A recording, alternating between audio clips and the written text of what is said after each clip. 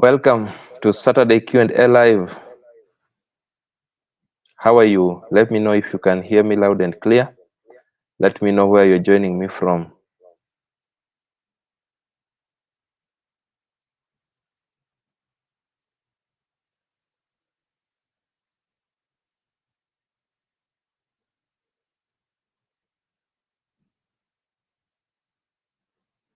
Welcome, welcome, welcome.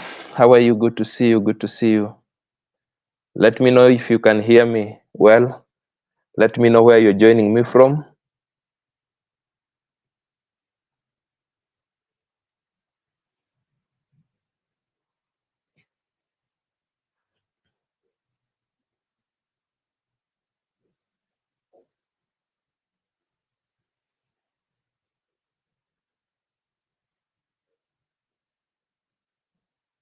Welcome, welcome, welcome. Let me know if you can hear me.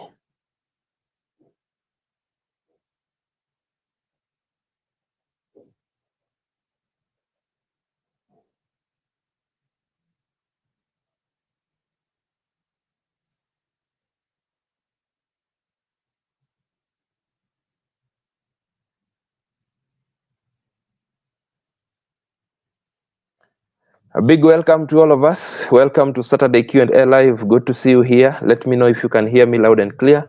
Let me know where you are joining me from. Good to have you. Good to have you. Please take a moment and share this with someone else. Share this on your platform. Invite someone else. This is Saturday Q&A Live.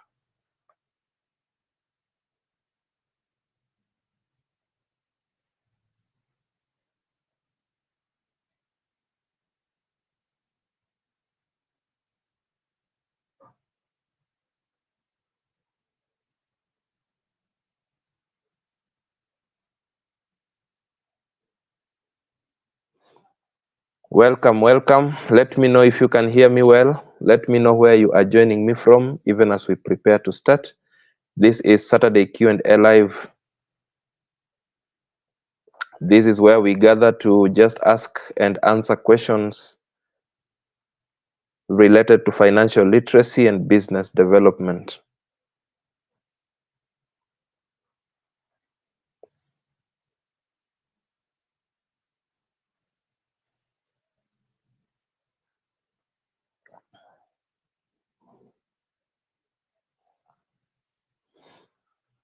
Good to have you. Good to have you.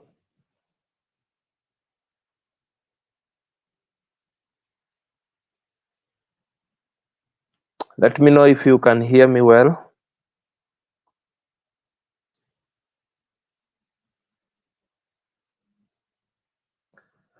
Let me know where you're joining me from, even as we prepare to begin. We have 2 minutes exactly, and then we get rolling. Please invite someone else. Share this with someone else. Please share this on your walls so that we can call someone else to class. Good to see you. Let me know where you're joining me from. Good to see you. Good to see you. We are coming to you live on YouTube and Facebook. Let me know where you are joining me from. Let me know if you can get me well. This is Saturday Q&A Live. This is where we gather to ask and answer questions related to financial literacy and business development as we look forward to improving our relationship with money, our own money. So I want to believe you've been well from the last time we met. The last time we met was on Wednesday.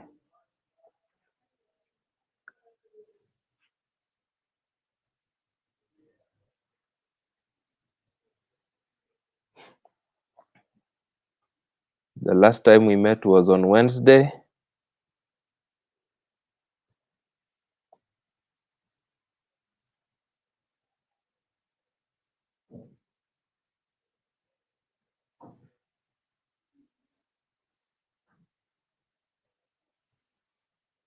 Please share with someone else. Please share with someone else. We have 1 minute. We have 1 minute.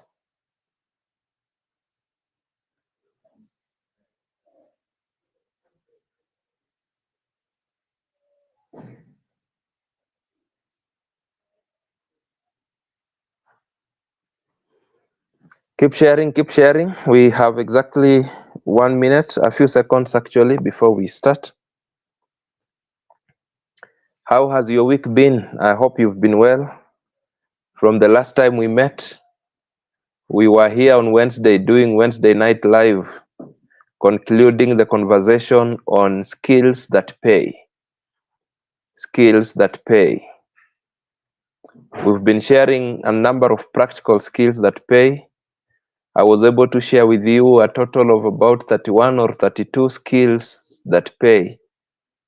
If you missed out on that conversation, feel free to play back the previous 2 Wednesday Night Live sessions, as well as the last Saturday Q&A Live, and you will get something that we were doing.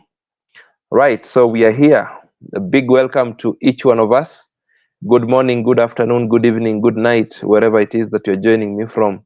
This is Saturday Q&A Live. You are on a wall called Coach Roy Okonji, and the person speaking to you is yours truly, Coach Roy Okonji.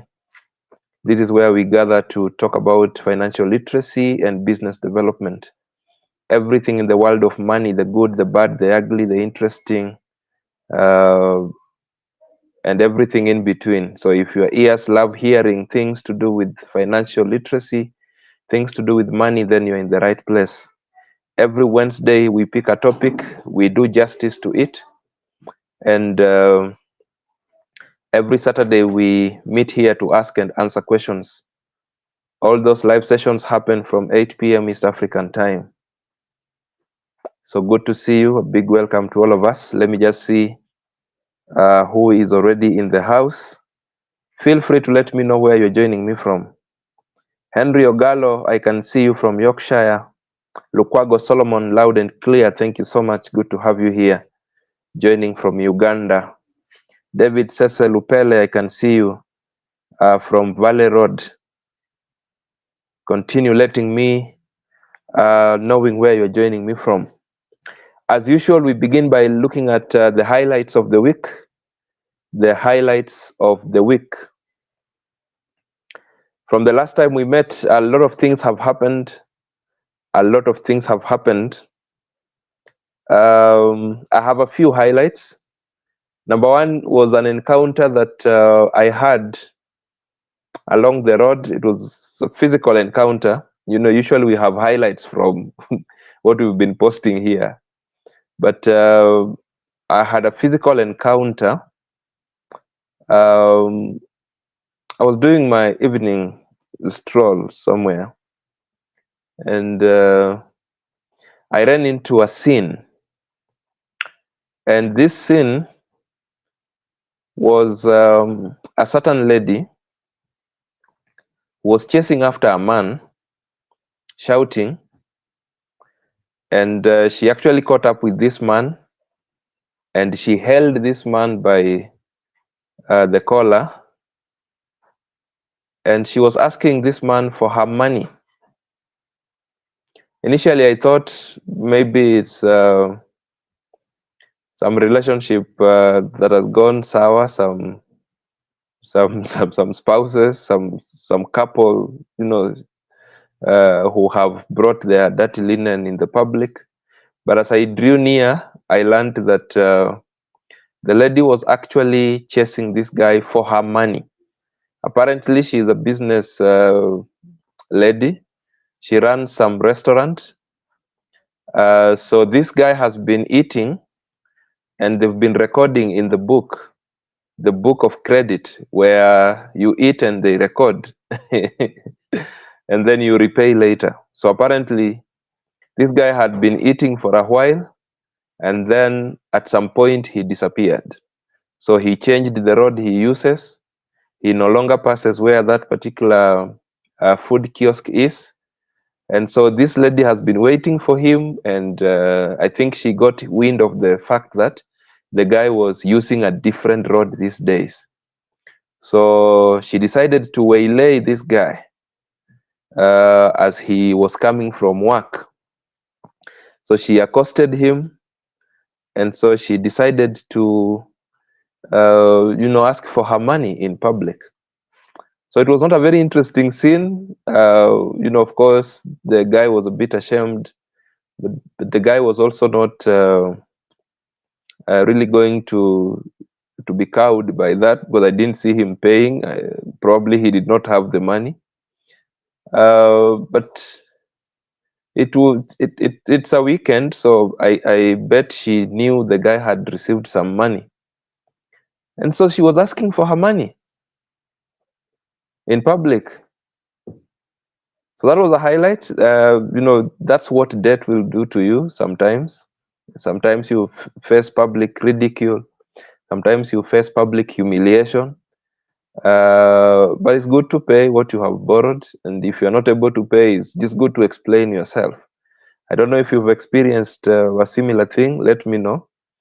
If you've come across something like that in the course of your dealings, you can let me know in the comment section. But that was some serious highlight there. It was a sin. I don't want to say a sin to behold. Yeah, but it was a sin. It was a sin worth noting, and it came to my attention. Okay, so that was the first highlight. Let me know if you have encountered something like that. But it took me far. Like a number of you are aware of, my struggles back in the day, with the trap of debt, and I'm alive to the fact that when you owe people money, they can humiliate you in public, especially if you've been running away, and sometimes even if you've not been running away. Depends with who you owe money. Okay, some people can pull cards that you did not expect in public. Sometimes, before people you didn't want. And even the guys who borrowed from mobile lending apps, just before the enactment of what do we call this act, for the Data Protection Act, just before the enactment, how those guys used to call everyone in your phone book. So they would end up calling your in-laws, people you don't want them to call. So they call your father-in-law or your mother-in-law, and they tell them you owe them 2,000 shillings. You've been running away. You don't want to pay. Paint some very weird picture. Sometimes they call your boss, someone you don't want them to call, but they have called nonetheless. Yeah, so sometimes these things can cause can humiliate you, can ashame you, can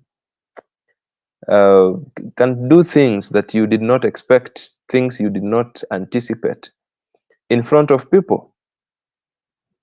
Okay, have you experienced, have you seen it happen? Let me know. Let me also know where you're joining me from. A big welcome to those that are just joining. Feel free to share this with your friends. Please share this on your platforms. Invite someone else to join us in this conversation. This is Saturday Q&A Live. We just gather here to learn as we push our week, as we welcome the new week. We just ask and answer questions, live questions dealing with financial literacy and business development as we seek to improve our relationship with money. So feel free to share this. Feel free to share. Feel free to share, to invite someone else. Okay. Big welcome once again. Let me know where you're joining me from, and I'll be glad to welcome you here. Felix Kiplimo joining us from Eldoret. Thank you so much for coming. Lilian Asunda from Nairobi. Good to see you. Andrew Simiu from Kisumu. Good to have you here. Joseph Otwane joining us from Uganda. Thank you so much. Oigara Nya from Kilgoris. Always a pleasure having you. Sami Kea watching us from Nakuru. Good to see you here. Joseph Oyange, you are saying debt shaming. Yes, debt shaming is a reality. Well, I don't know. Sometimes it's viewed as a strategy to collect. I don't know how far it goes in terms of being effective. Faraji J. Madok, I can see you from Malindi. Thank you for joining. Feel free to share. Please share, invite someone else. So that was the highlight I picked from this week. The second highlight,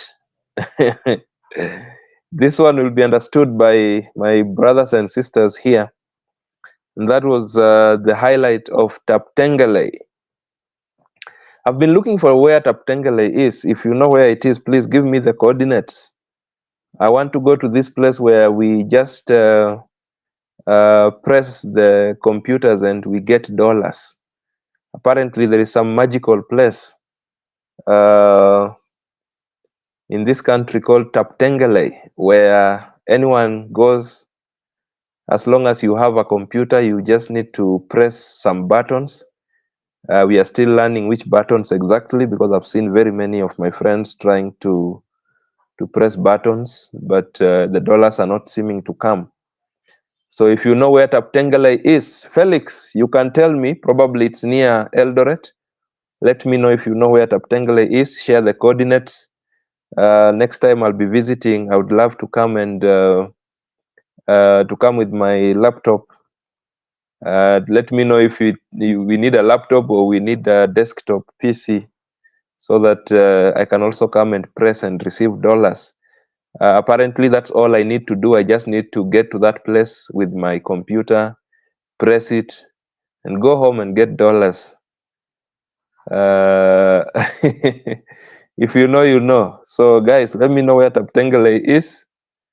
I've been asking and no one seems to give me the coordinates. Felix, if you are hearing, another person said it might be closer to Eldoret. Let me know if it is near Eldoret.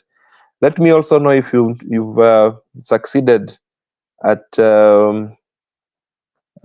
pressing your computer and dollars are coming out. I have people who have actually written to me asking me whether I have succeeded in pressing my computer and dollars are coming out. Okay, so let me know. Felix, you're saying Taptengele is located in Nandi. No free dollars. Thank you for getting my message, my brother. Good that you have picked the message. Okay, so those are my two highlights of the week. Feel free to share with us what your two highlights or any highlight that you picked this particular week. Even as we get into the questions, feel free to shoot your questions. We always start with questions that we were not able to respond to and questions that you've been sending in my inboxes. In the event that we skip your question, feel free to just bring it up again, and I'll be glad to look at it in the time that we have. Once again, a big welcome to those that have just joined in. This is Saturday Q&A Live, and this is what we do here.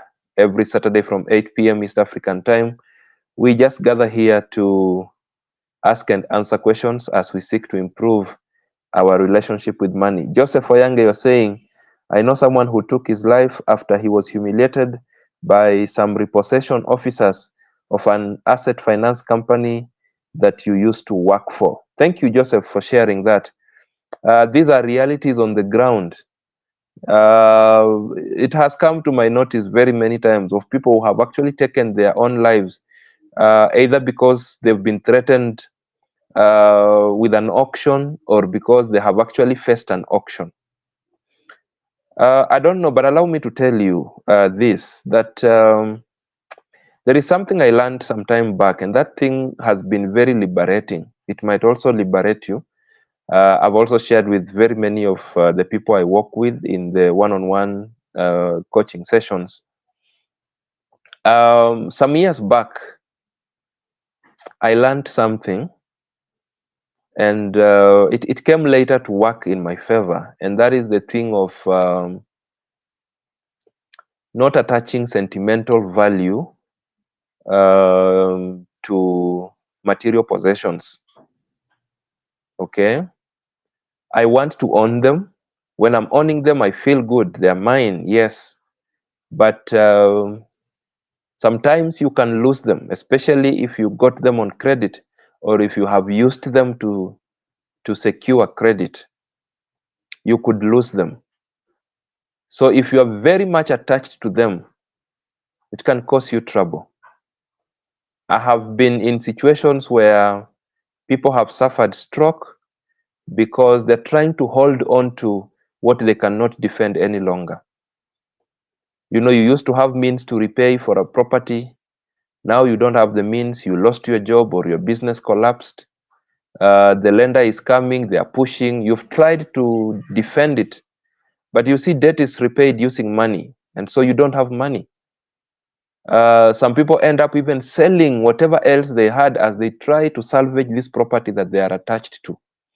And then in the long run, because sometimes I analyze your situation, I look at every possibility, and sometimes I tell you to learn to release. It is not theoretic. It is something I have done myself. I have personally faced 2 auctions before, and that thing really helped me at that point. And what I came to learn later is that the beauty of material possessions is that we can regain them. It is not worth losing a life trying to defend material possession. It is not worth it. I don't know how to say it, but that is what I have learned, and I have shared with many people, and I have testimonies where it has helped people, and it has helped me in person. So this is not theory. As you love your property, as you love your car, come alive to the fact that it's just a possession to help you now, but that's not all you can ever get. Or in the unfortunate event that you lost it, you can always regain it as long as you still have your faculties. It's the same thing we usually say. If you were to run into, God forbid, robbers, and they stole everything you had, or they took away everything you had, as long as they have left you alive, you can still regain whatever it is that they have taken. As long as your life is with you and your faculties are with you, your hands, your brain, your legs, everything that you used to produce is with you, you can always produce. So yes, I have learned of similar cases where people have lost their lives, taken their own lives because of the shame that losing property to auction will bring to them. I have had many cases, like I've said, where many people have actually suffered stroke because they've been threatened with an auction, and therefore they are shocked that they are going to lose this thing that they value so much, this thing that is so close to them, and they don't want to lose it. But you see, the fact remains, if you are not able to repay, you are not able. Eventually, they will come for it if that is what is in their recourse process. They will come for it. So your life is endangered, yet you end up losing the same property. So please, if you can learn, because I also learned, please do not equate what you possess to your life. Your life is more precious. Those things you can get them back. Believe me. Believe me. Those things you can get them back one way or the other. Several folds, actually. Speaking from experience. Okay. So thank you for bringing this up. I just thought I needed to share this with someone. I don't know who might be here listening to this, and probably they are facing the same. I thought this might just inspire you to look at this with a different perspective. I know we love these things, yes, but please do not equate them to your life. Don't. Don't. That thing liberated me. I remember the last auction I faced was when I lost a car. And that auctioneer, to this day, he still tells me he has not met someone like me. Why? Because when he had been assigned the job of repossessing the car, usually they are used to using force. They know that they'll have to deactivate some tracker, they'll have to track you, they'll have to accost you on the road, they'll have to cause drama, they'll have to tow you, they'll have to use police, they'll have to do all those manner of things. So I remember when he reached out and he said the case had been given to him, and he was trying to talk me into repaying and trying to bring some pressure. The unfortunate thing for him is the fact that I have worked in that place, so I have experience both from the lender's side, experience from the defaulter's side, and so being able to wear both shoes, puts me in a better place.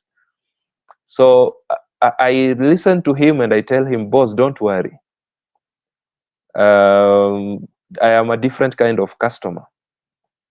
I am working very hard to save the car because I love it. I've taken good care of it.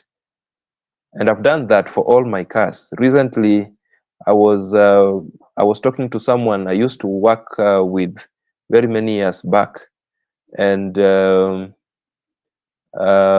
he was telling me he still sees my car around, my first car, and I sold it. I had taken very good care of it. I really, at some point, I wanted to go back and buy it back.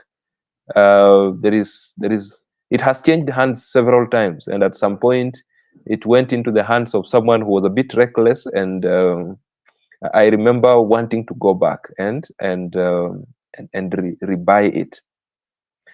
I'm just saying this to show you how I valued it. So it's something I value. So later on, this is not the same car, another car. So this guy is trying to push me, and I tell him, don't worry, I'm doing my best to save the car. But in the event that, according to your procedures, the time for auction has come, and I have not salvaged it, I have not redeemed it, I have not cleared what is outstanding, just call me. I will drive the car to the auctioneer's yard. The guy thought I was joking. And so after several attempts, I really tried. I worked hard trying to find money to save the situation, but it did not work. And whatever I was able to get, they refused to take. And I remember the guy calling me, and guy saying, we will come to pick the guy. I told him, boss, remember what I told you. If that time has come, just tell me it has come. I will bring the car to the yard myself. So eventually he said the time had come. And we drove the car to the place with my spouse, and we signed the papers, and we handed it over. We looked at it, our beloved, the one we had taken care of, the one we loved, the one that was still very new, and we said it's okay. If we'll be able to get money to come for it, we will come before it is sold. If we will not, you have our blessings. Go ahead. And that gave us peace of mind. Okay, so I'm not just telling you this from some random thought. It's something that has worked for me, and I have, by God's grace, helped many people maneuver around the pressure of auction, especially where I'm able to ascertain that your current circumstance may not be able to salvage that situation. Because sometimes, like I've said, there are people who will even go sell a piece of land, try to clear a portion of the arrears. You've not even cleared the entire arrears. So you end up losing every other thing that you have, but eventually you end up losing the same property that you're trying to defend. So wisdom is you being able to get to a point where you realize, hey, I think at this particular point I need to release. And that will help you quite a lot. All right, enough of that. Thank you so much for bringing that up. Um, I hope I have said something that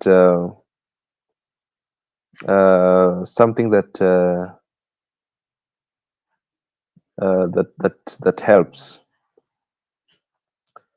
Okay, Isaac Kitamba, thank you so much. Good to see you here. Felix, you're saying people are excited by the loan limits that are offered by financial institutions, but they don't give attention to the terms of the credit. Yes, it's very important. I like saying the process of debt does not stop when you receive money. It stops when you have repaid the last cent. So as long as you have not, cleared, you are still in that process. So please don't just focus on the amount that you will receive. Remember, this is money that needs to go back. I've had the privilege to serve in lending capacities, and I know vividly how our faces are excited when we are coming for the money. But I've also had the opportunity to serve in the debt collection units, and I also know how our faces turn when it is the time to repay. Okay, so it's very important to think about the whole thing, as you make your decisions. Jakapunda, Kaki Peppers, you're saying you're in class. Good evening to you. Lukwago,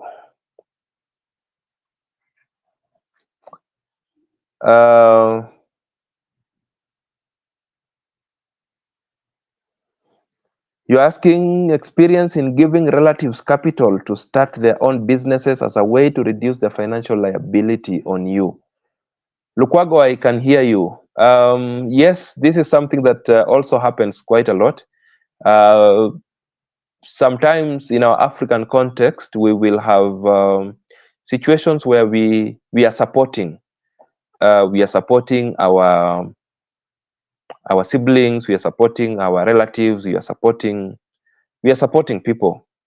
And sometimes you want to teach them how to fish instead of giving them the fish, because sometimes giving the fish might become burdensome at some point, either because your finances have been pressured, you are no longer as financially powerful as you were, and the cost of living and things like those.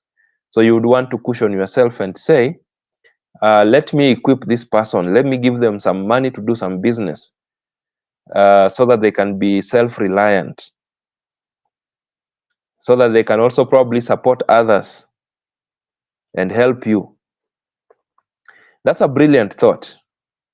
But while it's a brilliant thought, some of us do it without thinking through. First of all, we don't know whether those people are passionate about business. We don't know, what would be interesting for them. I'm talking about where we just give them money blindly to start a business. Maybe they're even not ready for business. They might start to please you, but because they are not ready for business, they will lose that money. And so you end up losing a lot of money, and perhaps they still need you to keep supporting them.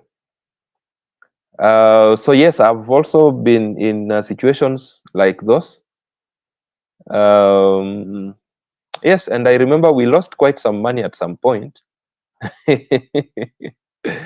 What really happened? What happened was that the business was actually broken into, and the entire stock was stolen. The entire stock, and so the business was forced into collapsing. I remember later we tried looking for some more money to put the business into a different place. In my case, it was a business that this person was very passionate about. I had seen them, working in related areas. But the place they relocated to was not the best location for them at that particular point, and so it did not work. And so in the fullness of time, we also lost that money. I have also had another instance of funding someone who was not really passionate about business, and so we also lost that money. So yes, Lukwago, it's something I have experienced, but I've learned from it. The best approach is that you want to sit down with these people and get to put your heads together and begin to see what is it that can work for them. What are they passionate about? What can they run? And you need to be keen, take time to observe them, interview them, understand them, so that it is not just your idea. If it is just your idea, you are likely to lose your money, because they will do it. They will get even excited. But business is a different thing. The world of business is not just any casual world. Reminds me the question I asked you yesterday, whether you had been frustrated by business before. You have seen the responses. You have seen the responses. I have pulled a few from the inbox. I think I pulled about 3 from the inbox of how business has frustrated people. The inbox is still full of stories that people have shared. And many of those stories will be pointing in the direction of people not being ready for business, people not taking time to carry out research in the businesses they want to do, people not taking time to gauge whether they are passionate about this space they want to get into, people getting into things they don't understand. Okay, and the end result is not interesting. Or people starting businesses and delegating them. Okay, just before we went live, I was chatting with one of my followers on Instagram, and it's unfortunate we were not able to come live on Instagram today, but we are getting it fixed. Hopefully from next week we'll be able to do so. And this person was sharing how they went into chicken business, and at some point they lost 90% of their stock. 90% of their stock. They didn't say the size of the stock, but it reminded me of my own experience in that particular business. And I remember when a strange disease came, and I was given signal in the morning of signs in one of the birds, and by the time the day was ending, as we are rushing to go into the laboratory, to get the government to say which kind of outbreak this is, to isolate those that had shown signs and what have you, by evening, we had lost a huge number. And in a matter of 2 days, my stock of hundreds of layers was wiped. I'll be sharing with you these stories in my life journey series, now coming up on YouTube every Sunday at 10 a.m. East African time. We started last Sunday. I shared the story of the rise and fall of my communications business. If you have not interacted with part 1 of that story, which we shared last Sunday, you might need to do so, because there is a hot one coming tomorrow of how the business now started coming down. So part 1 was how the idea picked to where it got to, and then the little challenge I got, moved out into a different location. Part 2 picks from when I got to that location to a lot of things that happened, to me getting arrested in a very dramatic way, which costed the business, and eventually the business coming down. So some interesting stories will be coming. At some point, I'll share with you this story of how I got to, lose my my layers business, some time back. A lot of things. I told you I've tried very many things. Some of them successful, some of them failed, but they left me with lessons that I keep sharing with you, so that you also don't have to go through the same. Okay. So, Lukwago, I hope that sheds a little light to that. John Kagika, you are saying let people live within their means. Thank you so much.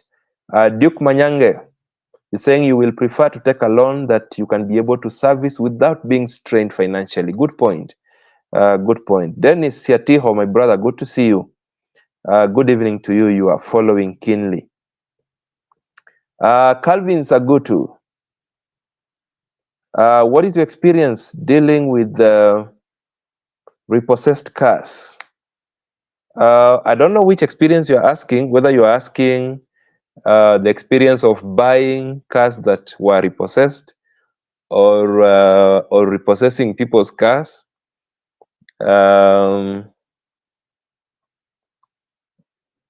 From a repossessing perspective, I've been in a field where I have witnessed cars being repossessed. Not a very interesting thing. There are those people who will be genuine.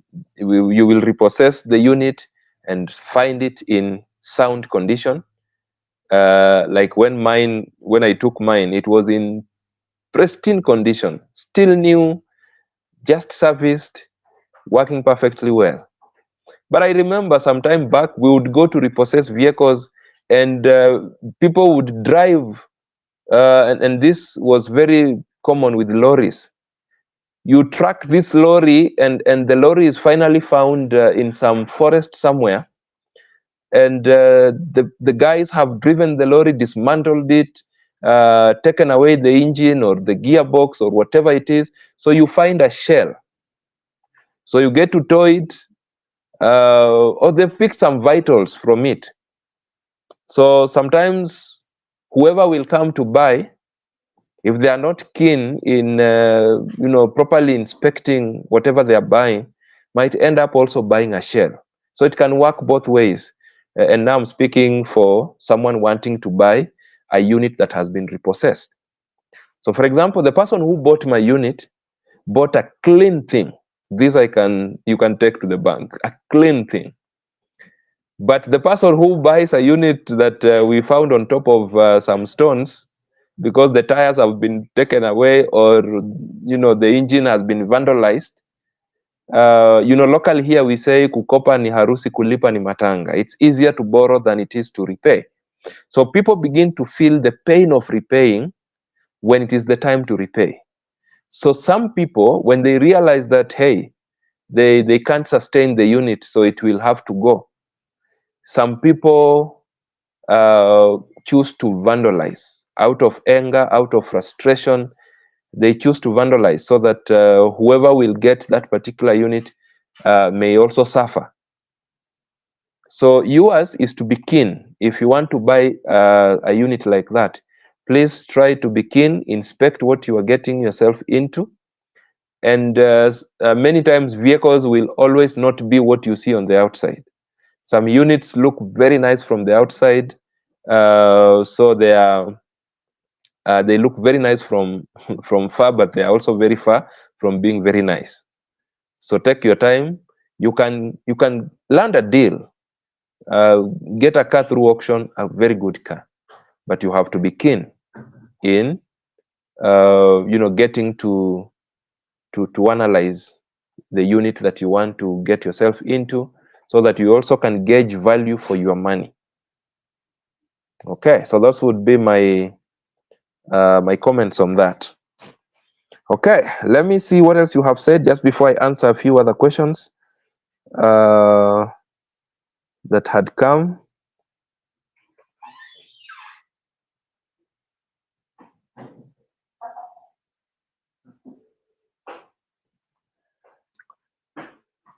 Okay. All right, I'm seeing your questions coming.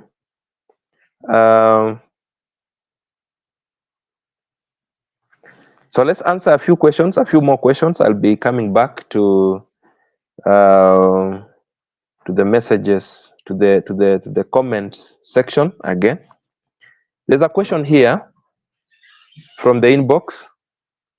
Coach, advice: should I save in a SACCO to get a loan or use a bank? The money is for business. Should you save in a SACCO to get a loan, or should you get a loan from a bank? Now, different people look at this differently, depending on many factors. Depending on why you joined your SACCO, depending on your risk appetite, how knowledgeable you are in matters of financial literacy, and preference. But if I were the one, if I'm in business and I'm thinking about probably growing my business, so if I have to go to a SACCO to start saving now, maybe by the time I am qualifying, whatever opportunity I wanted to take advantage of will have been overtaken by events. So it's just you understanding how the SACCO works and how the bank works. For the bank loan, you don't have to have had your money there. So you typically use other people's money. There is something in business that we call other people's money, OPM.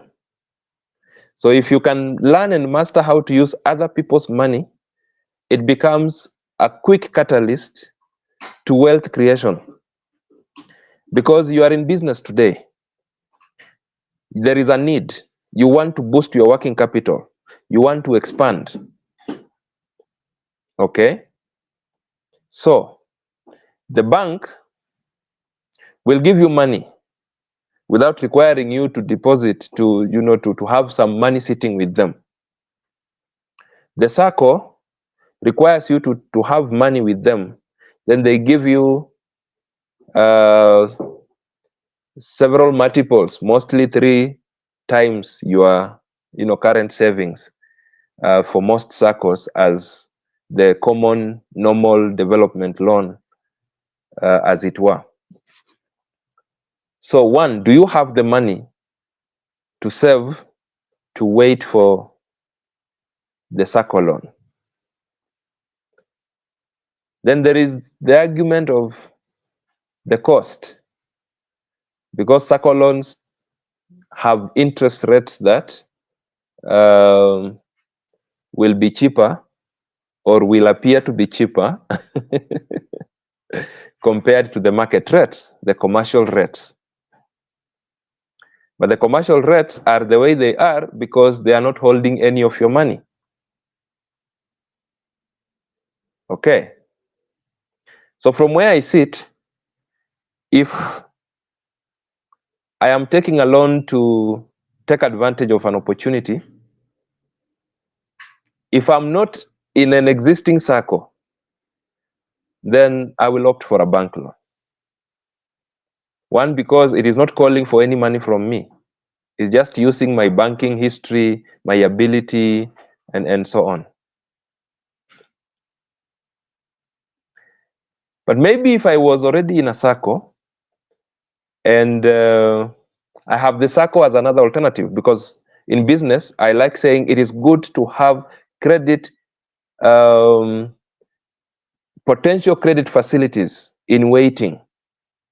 If you're a business person, you may not have borrowed now, but it's always good to have options in waiting. You have suppliers who can give you credit when you will need. You don't have to take it if you don't need. So if you are in a SACCO, that might be your other credit option in waiting. And you bank somewhere, so the bank is another credit option in waiting. Okay. So you just want to compare what you seek to gain or the impact of the money you need in your business versus what you will be repaying in terms of interest.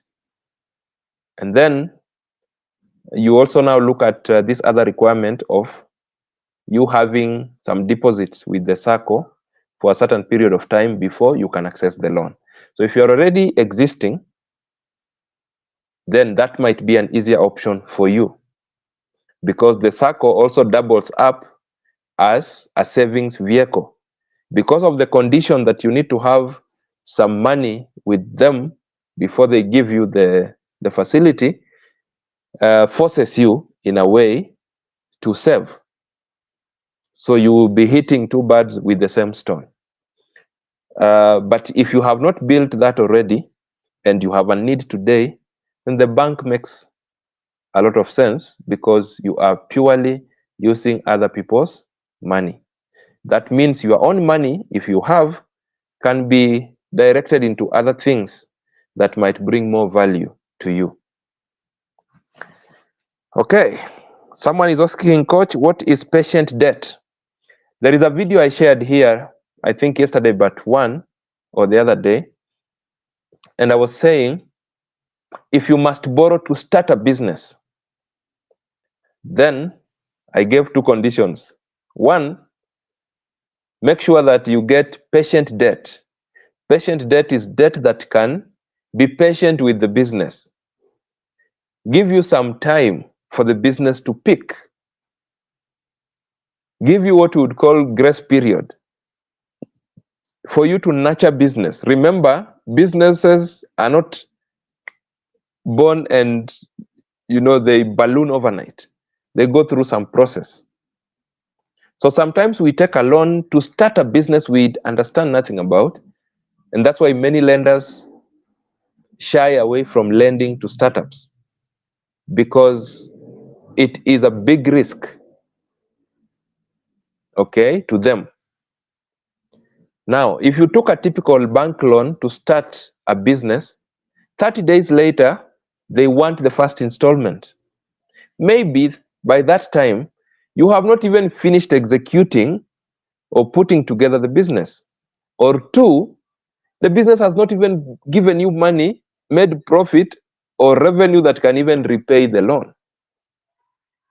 So you are likely either to use part of the remaining loan money to repay the first installment, or if you have started making some sales, you will pick revenue and use revenue to pay the installment. And remember, I have told you very many times that revenue is not profit. Profit is revenue minus cost. So not every money that comes in is profit. So you will end up using working capital to repay debt. And before you know it, cash flow becomes a problem in your business. So if you want to start a business and you want to borrow to start, look for patient debt. Number two, if you cannot get patient debt, then make sure you have another source that can finance the loan that you want to take. And when you are deducted for that loan, you will not be left struggling. Your life can run as usual, and you can continue nurturing this business without pressure. Not pressure for the business, not pressure for your personal life. In that case, then that loan can be used to start your business. In the absence of these two things, a loan to start a business becomes a very big risk. So someone would also ask, so where is the patient debt? Or what would be examples of patient debt? Examples would be loans from people who can understand us. Might be a loan from your brother or your sister or your mother or your father, who understands that this is a loan to start a business. So here is the money, go start the business. When the business peaks, you will repay me. There are people who have parents, siblings, friends who can be able to do that for them. Okay? So if you don't have any of such, don't worry. You might be that for someone else. But we have people who have that. We also have industry players like venture capitalists. These are people who will listen to your idea, love your idea, and then they get on board, invest into your idea, power your idea, but they will be with you.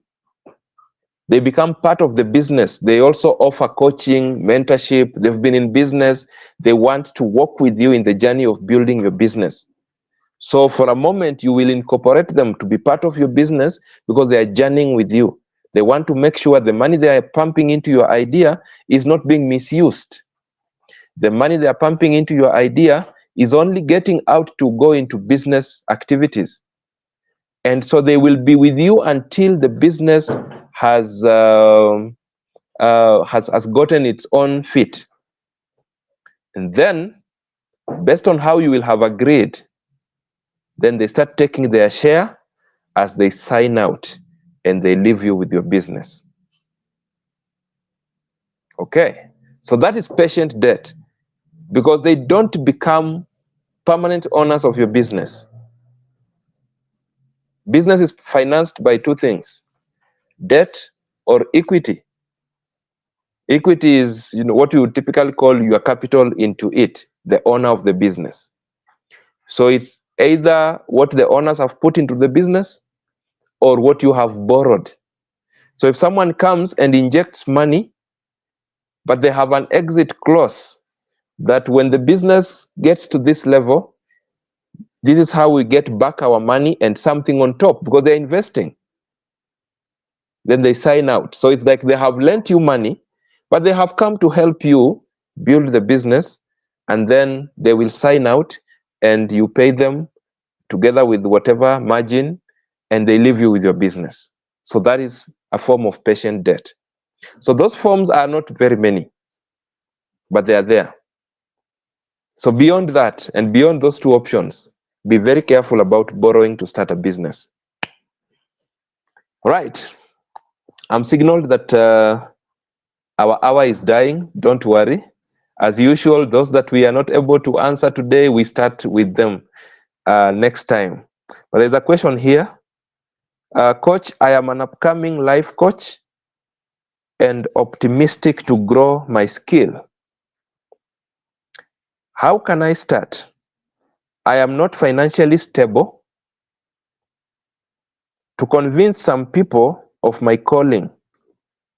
And I'm also living in a society where people don't pay attention to such things.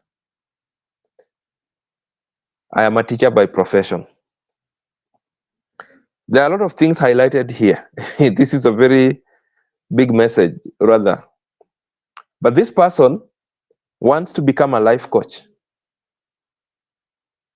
How can I start? The best place to start is where you are with what you have. But remember, I told you some time back that when you want to get into the space of coaching, or the space of public speaking, or the space of training, you must be having something that you want to bring forth. So what do you want to coach people about? That you must know. Because when you come to the market, you are telling people, hey, I can help you with this. Or when they get to listen to you, they feel they're getting some value from following you or listening to you. Then they can begin to trust their issues with you because they have listened to you and they feel you have what they are missing. And therefore, they can pay you to work with them. So that is the starting point. Knowing what you want to coach people about. So assuming you have it, then you start where you are. So where are you and what do you have?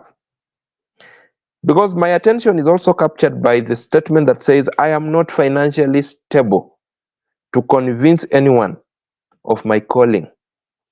You don't have to be financially stable to pursue your calling. If anything, it is the pursuance of your calling that eventually will attract resources.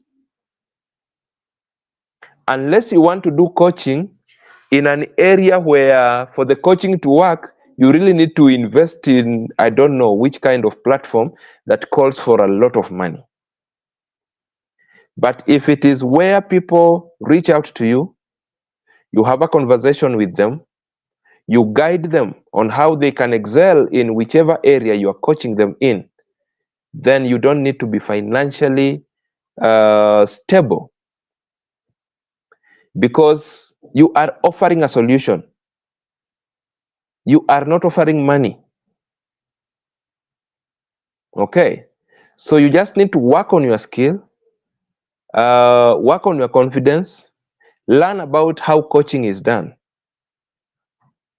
There are a few things you need to learn there on how to behave as a coach, for the person who approaches you to feel that it was worth their money and their time to book you, to look for you, to offer a solution to them. So that would be the starting point. So don't kill what is what you are passionate about because you don't have money. And I don't know how much money you're looking for you to feel now you're comfortable enough to start, helping people in whatever it is that you want to help them in. So feel free to hone your skills, understand what you want to come and do, start with where you are. You may not get a client immediately, but start telling people what you are doing, what you want to do for them. Start engaging people, start talking to people, start sharing part of what you know, so that people can appreciate, hey, this guy has something that I might be needing. And that will help you attract them even to look for one-on-one solutions from you. But in case you would want proper guidance, directed guidance, feel free to book for a one-on-one session. I'll be glad to work with you. By God's grace, I've been doing one-on-one from beginning of 2017. And I thank God I've been able to journey with countless people. I started with the debt clinic before I brought the entire money conversation on board. And I continue to thank God that I've been able to work with very many people. I lost count. In their journey of recovering from the struggles with debt, in their journey of building their businesses, in their journeys of improving their relationships with money, in their journeys, different things, family level, public speaking, and other other life skills. But they did not start coming overnight. I had started sharing a lot. I have spoken to them. I have for a long time. Before I got my first client, the first client came 4 months after I had announced that this is what I am doing. But after that first client, they have been coming. And as I continue speaking to you, every time we have these sessions, there is someone coming and saying, hey, I would want a one-on-one session, because they have listened. They have had something that is making sense to their story. So that will be a journey. Right. So thank you so much for that particular question. Thank you very much, good people, for joining me today. Thank you very much for your questions. I know we have got several we have not answered. Don't worry, like I have promised, this is where we will start from. Make a date with me, God willing, next week, Saturday, from 8 p.m. East African time, as we do our Saturday Q&A live. Make a date with me on Wednesday, as we do Wednesday night live. And on Wednesday, we pick a topic. We do justice to it. We've been talking about skills that pay. We spoke about side hustles in previous Wednesday night live sessions. There's an interesting topic coming this coming Wednesday. So make a date with me so that we continue talking about this as we improve ourselves. Feel free to reach out to seek for your one-on-one sessions if you'd want a personalized journey. I'll be glad to work with you. Feel free to follow my life journey story tomorrow. It will be coming to you from 10 a.m. East African time on YouTube. My life journey series happens on YouTube. So if you have not subscribed to my YouTube channel, please look for Coach Roy Okonji. My life journey happens on YouTube. Financial parenting happens on YouTube. The Wednesday night live and the Saturday Q&A live happens on all platforms. So take note of that. I'm also excited because on the 13th of February, we are starting the Entrepreneurship Development Program. You heard me announce it, and I'm glad that those that showed interest did, and we have a class ready to start. And I'm excited to have a journey with them in the coming 12 weeks. So thank you so much for coming. Duke Manyange, I have seen you. Kavins Ogembo, I have seen you. Charles Obura, I have seen you. And I've seen your question. I will answer it like I've promised when we meet next. Nyakwariema, thank you for coming. Willie Otima, good to see you, my brother. Always a pleasure. Business partnerships. Yes, tutazungumzia hiyo. Special conversation on that coming. Godfrey Kafikisa, I have seen your question. We will answer it. Henry Ogalo Were, thank you so much for your kind words. Colin Sotachi, always a pleasure. Thank you for your kind words. Nafik Sheikh, good to have had you. So good people, thank you so much. May God bless you. May God keep you well. May God bless the work of your hands. May God grant you success. May God meet you at your points of need, so that when we meet on Wednesday, we have great stories to share. Feel free to continue sharing this with your people. The videos remain here. We also continue breaking them into smaller pieces to help you digest them easily. Thank you so much. Until we meet again on Wednesday, you can do better. God bless you.